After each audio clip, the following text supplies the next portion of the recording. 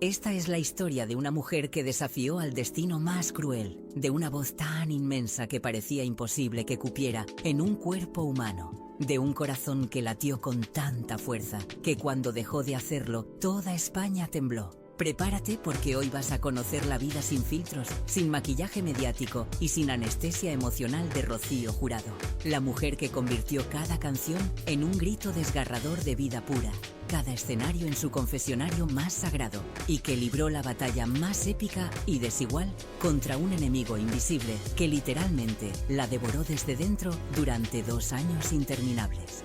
Quédate con nosotros hasta el final del relato, porque lo que estamos a punto de descubrir sobre las últimas palabras que intercambió con su hija momentos antes de morir, sobre esas fotografías que muestran su agonía física pero también su dignidad inquebrantable y sobre cómo enfrentó al cáncer de páncreas más agresivo con la misma valentía con la que enfrentó la pobreza, el rechazo y el escándalo público, te cambiará para siempre la forma de entender qué significa realmente ser fuerte, qué significa amar la vida cuando la muerte te persigue. Todo comenzó en un rincón blanco, luminoso y profundamente marcado por el duende flamenco de la tierra andaluza más auténtica. Específicamente el año 1943, en el pequeño y humilde pueblo marinero de Chipiona, en la provincia de Cádiz, donde nacía María del Rocío Mohedano Jurado. Pero aquella niña gaditana, de mirada despierta y voz ya imposible de callar, no se quedaría mucho tiempo escuchando el rugido ancestral del océano Atlántico desde las calles empedradas de su pueblo.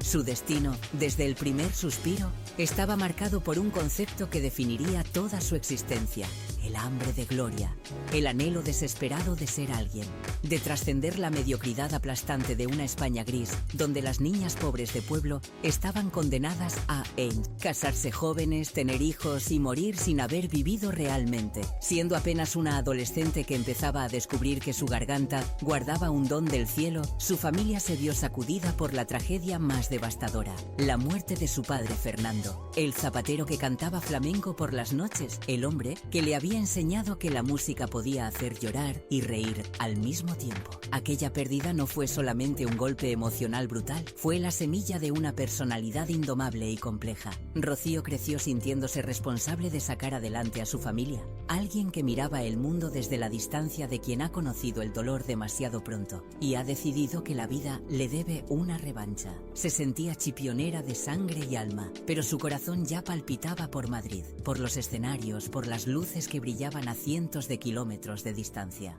Madrid le recibió con el puño de hierro del franquismo apretando el cuello de las libertades, pero también con una ebullición cultural subterránea de tablaos flamencos, guitarras que lloraban en la madrugada y oportunidades escondidas para quien tuviera el valor de buscarlas. Rocío absorbió todo como una esponja sedienta. Se definía a sí mismo como una andaluza universal, una mezcla explosiva y a menudo contradictoria entre la profundidad desgarradora del flamenco puro y la dulzura comercial de la balada romántica. Sin embargo, hay que entender que esta dualidad fundacional nunca fue fácil de llevar para ella. En la más absoluta intimidad de su hogar, Rocío cargaba con la pesada melancolía de aquella infancia perdida entre las calles de Chipiona, trabajando en el campo, remendando zapatos como su padre, manchándose las manos de tierra mientras soñaba con vestidos de lentejuelas. Era un sentimiento de nostalgia pura que chocaba frontalmente con su imagen pública posterior de mujer exitosa,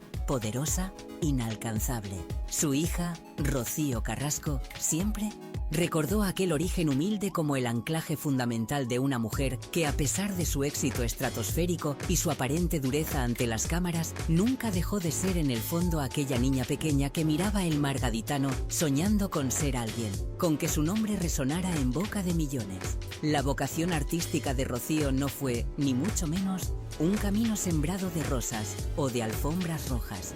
Fue más bien una huida desesperada y frenética de la mediocridad aplastante que le rodeaba en aquellos años oscuros de la España franquista.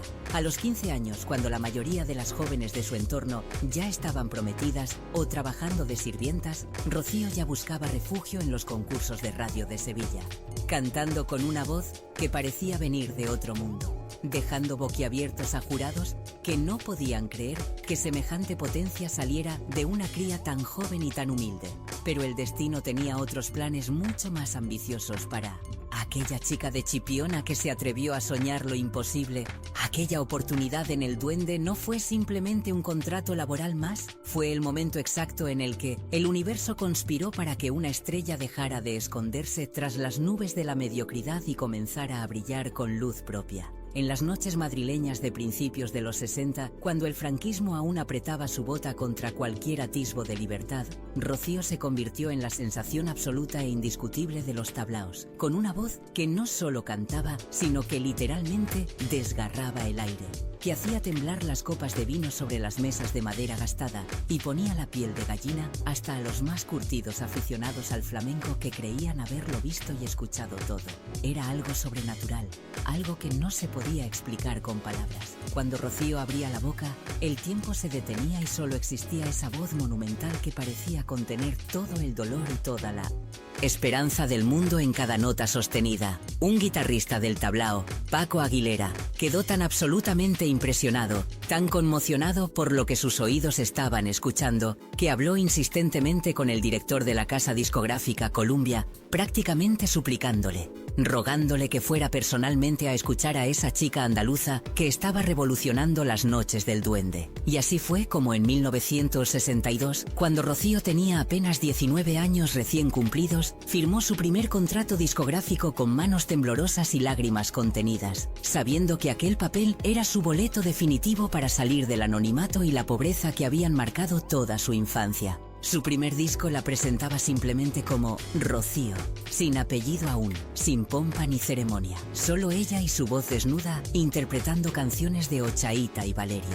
Aquella grabación pasó sin pena ni gloria, desapercibida en un mercado absolutamente saturado de coplas y tonadilleras que todas intentaban sonar como Concha Piquer o Juanita Reina.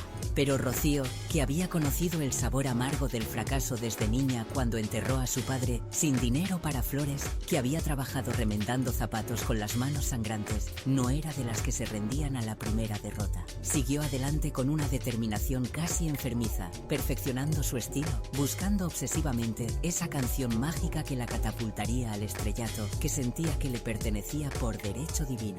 Y llegó, claro que llegó, Rosa y Aire. Su primer gran éxito rotundo e innegable. De la noche a la mañana, literalmente de un día para otro, todo el mundo en España conocía ese nombre y esa voz imposible de confundir, imposible de olvidar. Las radios la ponían en bucle, la gente tarareaba sus melodías en la calle, en los mercados, en las fábricas. Rocío Jurado había dejado de ser una promesa para convertirse en una realidad brillante y deslumbrante. El éxito discográfico abrió de par en par las puertas doradas del cine español. En 1963, apenas un año después de su primer disco, Rocío debutaba en la gran pantalla junto a Manolo Escobar en Los Guerrilleros. Aunque era la figura femenina secundaria, Escobar era el protagonista indiscutible, el rey absoluto de la comedia musical española. Su presencia en pantalla confirmó lo que ya se sabía en los escenarios y en los tablaos. Esta mujer tenía estrella, ese algo indefinible e inexplicable que hace que no puedas apartar los ojos de ella, que te hipnotiza y te atrapa sin que sepas muy bien por qué. Poco después protagonizaba el espectáculo Aquí estoy yo, encabezado por Enrique Vargas, el príncipe gitano, donde se encaprichó obsesivamente de una zambra que nadie más quería cantar porque la consideraban demasiado difícil, demasiado arriesgada. Tengo miedo. Esa canción que otros rechazaban por su complejidad dramática se convertiría en uno de sus clásicos más recordados y versionados, en una pieza fundamental de su repertorio. A mediados de los años 60, Rocío ya no era simplemente una estrella consolidada. Era un fenómeno sociológico que trascendía la música para convertirse en referente cultural de toda una generación. Grababa fandangos como Moreno y bien parecido de Quintero, León y Quiroga, el trío de compositores legendarios que se convertiría en fundamental, en absolutamente imprescindible en su carrera artística. Rafael de León, el poeta sevillano que había escrito para las más grandes, le escribió escribió personalmente el soneto Mi amigo, musicalizado por Solano, una pieza que se volvió tan imprescindible en su repertorio que el público se la pedía a gritos en cada concierto. Rosa y aire y Dolo Show Res, esa manera única, personal e inconfundible de alargar las sílabas hasta el infinito, tenían el sello inconfundible de la Jurado, una forma de cantar que nadie podía imitar sin sonar ridículo. Las zambras, con su acento dramático y desgarrador, le permitían lucirse como nadie, desplegar toda la potencia volcánica y el sentimiento abrasador de su voz absolutamente privilegiada. Pero Rocío no se conformaba jamás con la copla tradicional, con repetir las fórmulas del pasado como hacían tantas otras. Empezó a grabar adaptaciones de rancheras mexicanas y canciones populares de toda Hispanoamérica, dándoles un giro propio, muy andaluz, muy personal, que las hacía completamente suyas y reconocibles en su nueva forma. En 1966 llegó su segunda película, Proceso a una estrella, un melodrama salpicado de canciones que fue un éxito taquillero, rotundo y aplastante. La banda sonora incluía estrenos de Quintero, León y Quiroga como Te lo juro yo. Y el público literalmente llenaba los cines hasta no caber ni un alfiler, no solo por la película, sino por escuchar esa voz que parecía venir directamente del cielo o del infierno. Nadie sabía muy bien de dónde. Los 70 marcaron un punto de inflexión absolutamente radical, una decisión que muchos consideraron suicida para su carrera. Rocío tomó una determinación arriesgada, valiente hasta la temeridad: abandonar parcialmente la copla, un género que empezaba a considerarse pasado de moda, anticuado, cosa de viejos, para adentrarse en terrenos desconocidos como la balada romántica. Muchos, demasiados, pensaron que estaba cometiendo el error más garrafal de su vida, que perdería a su público más fiel, que terminaría en el olvido como tantas otras que intentaron cambiar de registro. Pero Rocío sabía exactamente lo que hacía. Tenía una intuición artística que rozaba lo sobrenatural. Temas como Señora, como Una ola, como Yo te amo, Ese hombre y Muera el amor la convirtieron no solo en una estrella nacional, sino en una figura internacional de primer nivel, conquistando no solo España sino todo el mundo hispano desde México hasta Argentina. Su versatilidad pasmosa la llevó a explorar el flamenco más puro y ortodoxo, pero también ritmos latinoamericanos, boleros desgarradores e incluso el gospel americano. Y en medio de toda esa vorágine artística enloquecedora, de giras interminables y discos que vendían cientos de miles de copias, Rocío también encontró el amor verdadero, ese que te quita el sueño y te hace temblar. En 1976, cuando ya era una de las artistas más importantes, más ricas y más admiradas de España, conoció a Pedro Carrasco, el famoso boxeador que había sido campeón mundial del peso ligero. Un hombre guapo como un dios griego, carismático, un ídolo absoluto de las masas. La relación se fue afianzando poco a poco, entre cafés interminables y paseos románticos en barca por la Casa de Campo de Madrid, descubriendo que detrás de sus respectivas máscaras públicas había dos personas solitarias que se necesitaban. El 21 de mayo de 1976 se casaban en el templo de la Virgen de Regla, en Chipiona, la tierra sagrada de Rocío, el lugar donde todo había comenzado. Aquella boda fue mucho más que una ceremonia religiosa, fue un acontecimiento nacional que paralizó España. Ella llegó a la iglesia en Calesa como una reina del siglo XIX y entró al templo como salen los toreros de la maestranza, a hombros de sus devotos, mientras todo Chipiona literalmente salía a la calle para verla pasar entre cohetes ensordecedores, aclamaciones histéricas y vítores que parecían no tener fin. Celebraron su amor en las bodegas históricas de Pedro Domecq, rodeados de toda la flor y nata del espectáculo español: Juanita Reina, Paquita Rico, Victoriano Valencia, Carlos Goyanes y Cari Lapique. Era la unión de los dos mitos más grandes de España, la tonadillera y el boxeador. Una pareja de ensueño que decoraba portadas de revistas y llenaba programas de televisión. De aquella unión bendecida por todos nació, el 29 de abril de 1977, su única hija biológica, Rocío Carrasco, que pesó 3,5 kilos y fue bautizada con una concha de plata del siglo XVII que pertenecía a la iglesia de Nuestra Señora de la O de Chipiona. la misma exacta con la que había sido bautizada su madre décadas atrás. Rocío Jurado había alcanzado la gloria artística absoluta y ahora además tenía la felicidad personal completa. Sentían pasión el uno por el otro, mucha pasión desbordante, amor puro y duro, casi salvaje, como diría años después Rocío Carrasco recordando a sus padres. Lo tenía todo, absolutamente todo, lo que una mujer podía desear en aquellos años: fama mundial, dinero a raudales, amor apasionado, una hija preciosa y sana, el respeto unánime de la industria musical y la adoración incondicional del público. Recuerda que al final te revelaré las últimas palabras que Rocío pronunció antes de morir. Ese mensaje final que resume toda una vida de amor y sacrificio.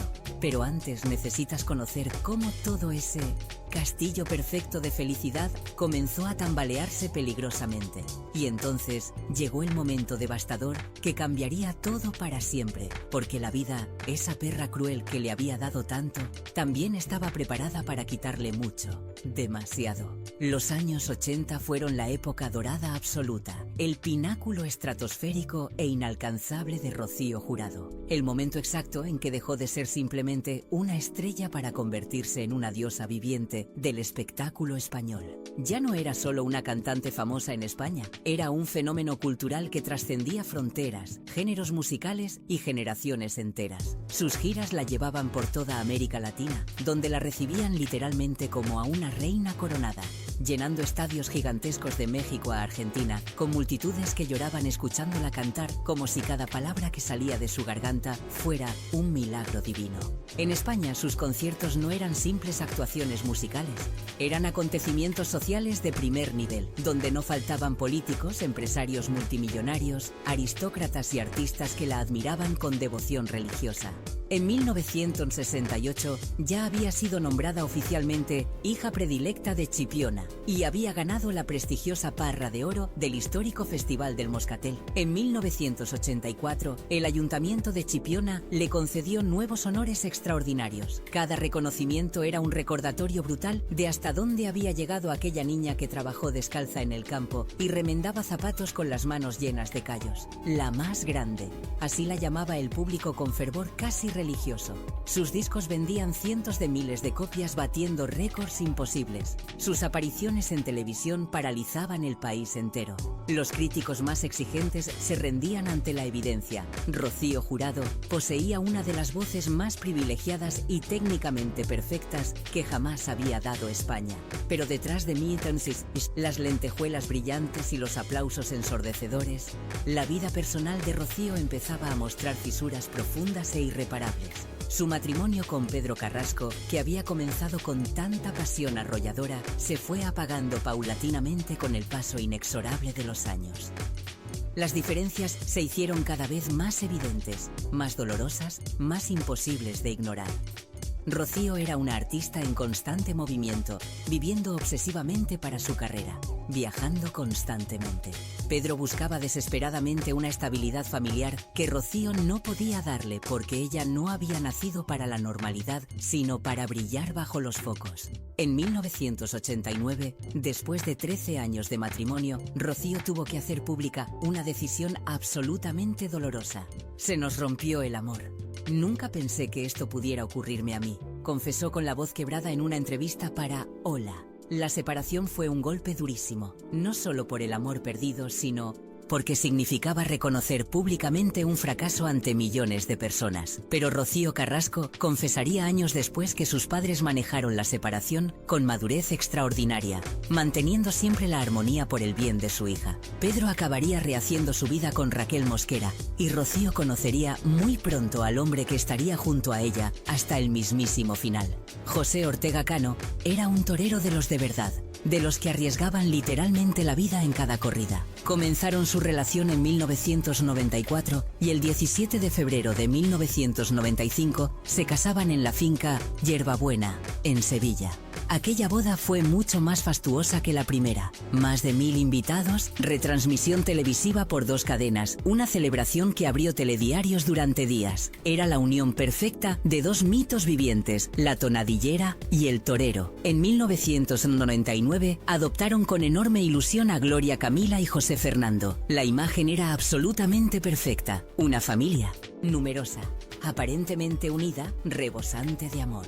Rocío había encontrado de nuevo la felicidad personal plena, pero en los primeros años del nuevo milenio, quienes la conocían de cerca empezaron a notar pequeños cambios preocupantes. Un cansancio profundo que no se iba con el descanso, una pérdida de peso progresiva, dolores abdominales persistentes que trataba de ignorar. Rocío era una luchadora nata que había superado tanto que no iba a dejar que unos dolores la detuvieran. Siguió adelante con determinación casi suicida, preparando conciertos, grabando discos, viviendo esa vida frenética de estrella que había construido con tanto sacrificio. Pero detrás de toda esa gloria resplandeciente, algo comenzaba a resquebrajarse peligrosamente por dentro, algo oscuro, silencioso y letal, que pronto se manifestaría de la forma más brutal y devastadora imaginable. Aquí está la página 4-5 reducida a la mitad, manteniendo el estilo dramático. Página 4-5, el punto. De quiebre y la caída. 18 y segundo 24 C0 Main. El 30 de julio de 2004, Rocío disfrutaba del verano abrasador en su casa de Chipiona, preparando meticulosamente sus conciertos de agosto, cuando de repente sintió unas dolencias absolutamente intensas en la zona abdominal que ya no pudo ignorar, que la doblaron literalmente por la mitad del dolor. No eran las molestias habituales, esto era diferente. Algo brutal y aterrador que le gritaba desde dentro que algo andaba terriblemente mal. Fueron al médico por primera vez y la recomendación fue urgente y alarmante: trasladarse inmediatamente a Madrid, porque aquello era grave, muy grave. El 2 de agosto, desde el Hospital Ramón y Cajal de Madrid, operaron a la cantante de urgencia extrema en una intervención quirúrgica que duró 8 horas interminables, eternas, angustiosas. 8 horas en las que su familia esperó en los pasillos fríos del hospital con el alma en vilo, mientras los cirujanos luchaban dentro del quirófano contra un enemigo que aún no se atrevían a nombrar en voz alta. Estuvo 18 días ingresada mientras los rumores sobre su verdadero estado de salud se multiplicaban como la espuma. Los médicos confirmaron oficialmente que padecía una ictericia de origen no filiado. Un diagnóstico técnico y deliberadamente frío que escondía más de lo que mostraba. Su hermano Amador compareció ante los medios para dar detalles controlados. Le han quitado la vesícula y las obstrucciones que tenía en las vías biliares, pero la verdad completa todavía estaba oculta celosamente tras un muro de silencio familiar. El 20 de agosto, Rocío recibía el alta y su salida del hospital generó una expectación mediática brutal. Durante semanas interminables, España entera se preguntaba obsesivamente qué le pasaba realmente a la más grande. Y entonces, justo un día antes de cumplir 60 años, el 17 de septiembre de 2004, Rocío Jurado tomó una decisión extraordinariamente valiente. Convocó personalmente a los medios en su propia casa para contar la verdad de una vez por todas. Varias cadenas dieron en directo aquella rueda de prensa histórica que se convertiría en uno de los momentos más emotivos de la televisión española. Vestida de blanco y naranja, intentando mantener la compostura, con la mirada profundamente triste pero con fuerza todavía en su movimiento, Rocío empezó con un "no sé cómo empezar" que helaba la sangre. Y entonces lo dijo: "Tengo un cáncer maligno, un cáncer de páncreas". El silencio que siguió fue ensordecedor. El cáncer de páncreas, uno de los más agresivos y letales, había elegido como víctima a una de las mujeres más fuertes de España. La cruel ironía dolía. Aquella que cantaba "amo demasiado la vida", ahora tenía que enfrentarse a perderla. Pero Rocío no se presentó como una víctima. Anunció sus planes con determinación férrea. "Me voy mañana a Houston, a la clínica Anderson. El doctor Thomas Brown ha visto el informe y ha dicho que el tumor se eliminó, pero hay que seguir un tratamiento que durará unas 6 semanas. El MD Anderson de Houston era uno de los mejores centros oncológicos del mundo, y Rocío iba a poner su vida en manos de los mejores especialistas. Aquellos primeros meses en Houston fueron duros pero esperanzadores. Rocío se sometió a ciclos de quimioterapia y radioterapia, perdió el cabello, adelgazó 12 kilos, pero mantenía la esperanza. El 11 de diciembre de 2004 regresaba a Madrid, y aunque estaba visiblemente más delgada, sus declaraciones eran optimistas. Durante 2005, sus viajes a Houston se hicieron habituales para revisiones médicas, pero en enero de 2006, todo empeoró dramáticamente. El 23 de enero volvía a Estados Unidos para someterse a una nueva operación que intentaba paliar los dolores abdominales insoportables. La intervención del 25 de enero se complicó terriblemente. Rocío tuvo que ser ingresada en la UCI en 2 ocasiones por reacciones alérgicas a los medicamentos, incluyendo una infección bacteriana que puso su vida en peligro inmediato. Su páncreas estaba fallando catastróficamente. Aquellos 2 meses en Houston fueron un infierno absoluto. Su familia se instaló en el hospital sin apenas salir, turnándose para cuidarla, aferrándose a milagros cada vez más improbables. Finalmente, el 23 de marzo de 2006, Rocío volvía a España definitivamente en un avión medicalizado, sabiendo que ya no regresaría. Permaneció en vigilancia intensiva hasta que le detectaron un cuadro de insuficiencia hepática aguda. Su cuerpo, después de casi 2 años de lucha heroica, empezaba a rendirse. Tras 3 meses ingresada, los médicos la dejaron volver a casa un jueves 8 de abril. En marzo de 2006, José Ortega Cano y Rocío posaban en la puerta de su casa, tras uno de los últimos ingresos. Esas serían las últimas imágenes públicas de Rocío con vida. En ellas se veía a una mujer, visiblemente demacrada, con los efectos devastadores del cáncer marcados cruelmente, pero aún con esa chispa indomable en los ojos, esa dignidad de quien no se rinde aunque sepa que la batalla está perdida. Las últimas semanas de mayo fueron agonizantes. Rocío ingresaba y salía del hospital constantemente, cada vez más débil, más consciente de que el final se acercaba. Su familia montó guardia permanente en La Moraleja, todos sabiendo lo que venía pero sin atreverse a decirlo en voz alta. Y ahora nos acercamos inevitablemente a lo que te prometí revelarte, pero antes necesitas entender que en aquellos últimos días, Rocío no pensaba en sí misma, sino únicamente en los que dejaba atrás. Los últimos días de mayo de 2006, la casa de La Moraleja se convirtió en un lugar absolutamente sagrado, donde el tiempo parecía haberse detenido cruelmente. Rocío, que apenas podía moverse, que el dolor la consumía implacablemente minuto a minuto, seguía preocupándose obsesivamente por todos, menos por ella misma. Su hija Rocío Carrasco estaba a su lado constantemente, sin separarse ni un instante. José Ortega Cano no se separaba de su cama, mirándola con una devoción desgarradora. Gloria Camila y José Fernando entraban y salían en silencio, sintiendo que algo definitivo se acercaba. El 1 de junio de 2006, en las primeras horas de la madrugada, una filtración puso en aviso a la prensa de que le quedaba escaso tiempo de vida. Los periodistas empezaron a congregarse en la puerta del chalet. A las 5:15 de la madrugada exactamente, se encendieron todas las alarmas y se entendió que el trágico fin había llegado. El cáncer de páncreas le había ganado finalmente la partida después de 2 años de lucha titánica. El doctor Alejandro Domingo certificó oficialmente su muerte. Pero antes de ese momento final, ocurrió algo profundamente íntimo que muy pocos conocen y que cambia completamente cómo entendemos esos últimos instantes. Y ahora, llegamos por fin a lo que te prometí revelarte al inicio, el secreto que resume toda una vida de amor incondicional. Rocío Carrasco, en una entrevista desgarradora años después, reveló las últimas palabras que intercambió con su madre. Según relató con dolor palpable, había resuelto todo lo pendiente con su madre en los días previos, y su mente estaba en paz. Cuando llegó el momento inevitable de la despedida, Rocío Carrasco se acercó a su madre, le tomó la mano con infinita ternura y le susurró al oído: «No te preocupes, los niños están bien, yo estoy bien, estoy tranquila, estoy con Fidel, vete tranquila». Le dio un beso en la frente y en ese instante sintió como su madre finalmente se permitió descansar, se permitió soltar. Esas palabras revelan la verdadera esencia de lo que fue Rocío Jurado. Incluso en su lecho de muerte, cuando la agonía era insoportable, lo único que le preocupaba era el bienestar de los suyos. Necesitaba saber que su hija estaría bien, que sus nietos estarían cuidados, que todos los que amaba seguirían adelante. Solo cuando escuchó esa confirmación, cuando su hija le dio permiso para irse tranquila, Rocío pudo cerrar los ojos. La mujer que siempre había sido fuerte para todos, finalmente se permitió rendirse porque sabía que los suyos estarían bien. Esta revelación conecta con algo que había dicho meses antes: amo demasiado la vida como para pensar en la muerte. Y eso fue exactamente lo que hizo hasta el último segundo: vivir, preocuparse por los vivos, asegurarse de que su legado no fuera solo artístico, sino profundamente humano. En sus últimos días no habló de su dolor, no se lamentó, no preguntó ¿por qué yo?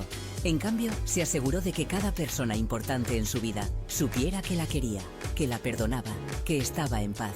El legado de Rocío Jurado trasciende ampliamente su discografía. Representó la capacidad de reinventarse completamente sin perder la esencia. En una época donde la copla moría, ella la revitalizó y luego tuvo el valor de abandonarla para conquistar la balada romántica, demostrando una versatilidad que pocos han igualado. Su voz sigue siendo considerada una de las mejores que ha dado España. Pero más allá de lo artístico, Rocío enseñó algo fundamental: que la verdadera fortaleza no está en no caer, sino en levantarse cada vez. Perdió a su padre siendo adolescente, trabajó en oficios humildes, fue rechazada 1000 veces, vivió un divorcio público, adoptó hijos y enfrentó un cáncer devastador con dignidad que conmovió a todo un país. Nunca se victimizó. Cuando anunció su enfermedad, lo hizo con la frente alta, compartiendo su dolor para que otros supieran que no están solos. Hoy, casi 20 años después de su muerte, Rocío Jurado sigue siendo la más grande. No solo por su voz, sino por lo que representó. La chica de pueblo que conquistó el 506 mundo sin perder sus raíces. La mujer que amó con pasión. La madre que puso a sus hijos por encima de todo. La artista que revolucionó géneros musicales. La luchadora que miró a la muerte a los ojos y le dijo: todavía no. Durante 2 años. Su historia enseña que el éxito no se mide solo en discos vendidos, sino en cómo tocas la vida de las personas, en cómo enfrentas las adversidades, en qué legado dejas. Y Rocío dejó el legado de una vida vivida intensamente, entregándose a su arte, su familia, su público. Esas últimas palabras, vete tranquila, resumen perfectamente quién fue. Alguien que hasta el último aliento se preocupó más por los demás que por sí misma. Si esta historia te conmovió, compártela para que más personas conozcan no solo a la artista, sino al ser humano extraordinario que fue Rocío Jurado. Déjame en comentarios qué recuerdos tienes de ella, qué canción tuya es tu favorita, o qué otra historia de esa época dorada quieres que cuente. Porque historias como la de Rocío merecen ser contadas, recordadas y honradas. La madrugada del 1 de junio de 2006, se apagó una voz que parecía inmortal, pero su eco sigue resonando en cada rincón de España y en el corazón de todos aquellos que tuvieron la suerte de escucharla cantar. Descansa en paz, Rocío, la más grande, para siempre. Tu legado es eterno.